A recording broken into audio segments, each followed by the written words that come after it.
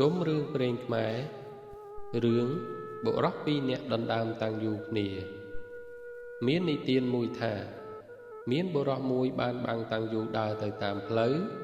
មានបុរសមួយទៀតដើរមកជួបរួចនិយាយទៅកាន់ម្ចាស់តាំងយូថាអ្នកអើយថ្ងៃក្តៅណាស់អ្នកឲ្យខ្ញុំដើរដោយសារមនុស្សតាំងយូផងបានឬទេចៅម្ចាស់តាំងយូឆ្លើយថាចូលអ្នកមកដើរផងគ្នាចុះទើបចៅនោះដើរចូលមកក្រោមម្លប់តាំងយូរួចនិយាយថាអ្នកអើយឲ្យមកខ្ញុំកាន់ឲ្យអ្នកចៅម្ចាស់តាំងយូក៏ឲ្យតាំងយូទៅចៅនោះកាន់ហើយដើរទៅផងគ្នាលុះដល់ផ្លូវបែកដើរបែកចេញពីទីតីគ្នាឯចៅម្ចាស់តាំងយូមុននឹងដើរទីតីពីគ្នានិយាយថាចូលឲ្យតាំងយូមកអញវិញចៅនោះថាអញនឹងឲ្យតាំងយូអញទៅចៅម្ដេចបានបើតាំងយូជារបស់អញកាន់ពីផ្ទះអញមកចៅម្ចាស់តាំងយូនោះខឹងណាស់ហើយដណ្ដើមតាំងយូពីចៅនោះ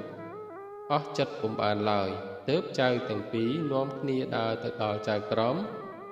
ហើយក៏ប្តឹងដោយដំណើរទីតីចៅមួយឆ្លើយថាតាំងយូខ្ញុំកាន់អំពីផ្ទះខ្ញុំមកចៅនោះមកដណ្ដើមតាំងយូនេះពីខ្ញុំឯម្ចាស់តាំងយូឆ្លើយថា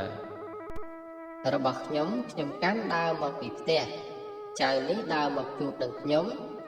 បានសូមដើរដោយសារមនុស្សតាំងយូខ្ញុំហើយយកតាំងយូពីខ្ញុំទៅកាន់លុះដល់ផ្លូវបែក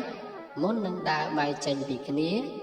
ខ្ញុំយកតាំងយូខ្ញុំវិញចៅនេះពុំឲ្យខ្ញុំឡើយទើបខ្ញុំទាំងពីរនាំគ្នាមកប្តឹងលោកសូមលោកពិចារណាកាត់ក្តីនេះឲ្យយើងខ្ញុំផងចៅក្រមកាត់ក្តីនេះពុំបានឡើយ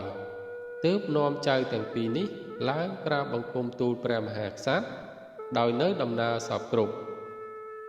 ព្រះមហាក្សត្រទ្រង់ព្រះចិន្តាពិចារណាឆ្វេងយល់ដោយនៅប្រាជ្ញាទិព្វវិសេសក៏ទ្រង់ឲ្យពុះតាំងយូនោះចែកគ្នាម្នាក់មួយចំហៀងម្នាក់មួយចំហៀងហើយទើបព្រះអង្គឲ្យទៅផ្ទះទីតីរួចទ្រង់ឲ្យអាមាត្យទៅតាមស្ដាប់ពាក្យសម្ដីចៅទាំងពីរនោះដល់ផ្ទះរៀងខ្លួនឯបុរសម្ចាស់តាំងយូកាលបើទៅដល់ផ្ទះប្រពន្ធស្រែកសួរថា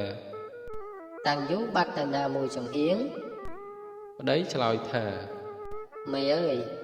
អញដើរទៅជួបនឹងចៅម្នាក់មកដោយសារម្លប់តាំងយូអញ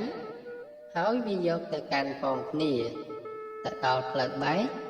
មុននឹងបែកទៅតាមផ្លូវទីតីពីគ្នាអញយកតាំងយូវិញ